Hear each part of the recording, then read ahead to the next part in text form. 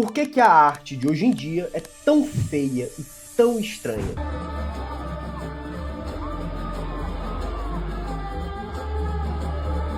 Quando a gente se depara com essas e outras manifestações artísticas dos nossos dias, a gente se pergunta, mas o que é que isso significa? Isso é tão estranho, por que tem gente que dá tanto valor a isso? E aí, para você entender, a gente precisa retornar lá para a Grécia Antiga, em que as obras de arte, como as epopeias homéricas ou as tragédias, em geral, tinham por fim representar grandes figuras, nobres personagens, aqueles que eram chamados de kalos kagathos, ou seja, os belos e bons. E aí você consegue perceber que existe uma íntima relação entre a beleza e o que é bom, entre esses valores estéticos e a moral, a ordem. E a partir disso, Platão vai conceber o belo como um ente divino, transcendente, que se manifesta através da realidade que nós contemplamos. E essa concepção da arte como a representação do que é belo e, portanto, da ordem do universo e do cosmos, vai ser desenvolvida posteriormente com Aristóteles, os neoplatônicos, e vai dominar a Idade Média. Até que na modernidade existe uma reviravolta. E aí a reflexão ela é deslocada não para o objeto que é em si mesmo belo e sublime, mas para a experiência subjetiva diante desse objeto. Então, autores como Baumgarten,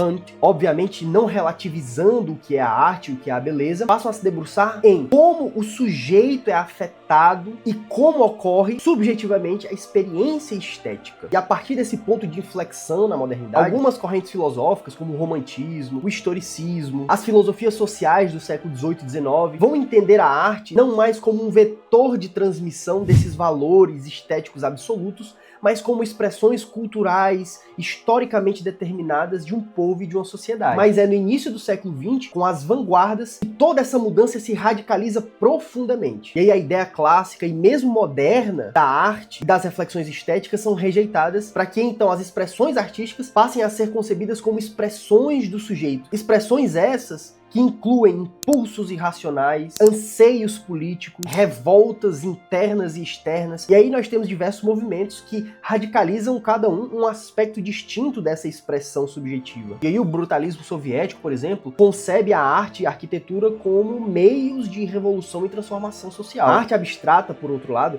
busca ser uma interseção entre o racional e o irracional, de modo que esses impulsos irracionais que brotam de dentro do nosso ser acabam por tomar a tela do quadro da maneira mais espontânea possível. E é daí que aquela ideia clássica da arte como expressão do belo, da ordem, dá lugar à arte como manifestação, como expressão subjetiva, como um espetáculo que impressiona, ainda que à base do choque e da feiura.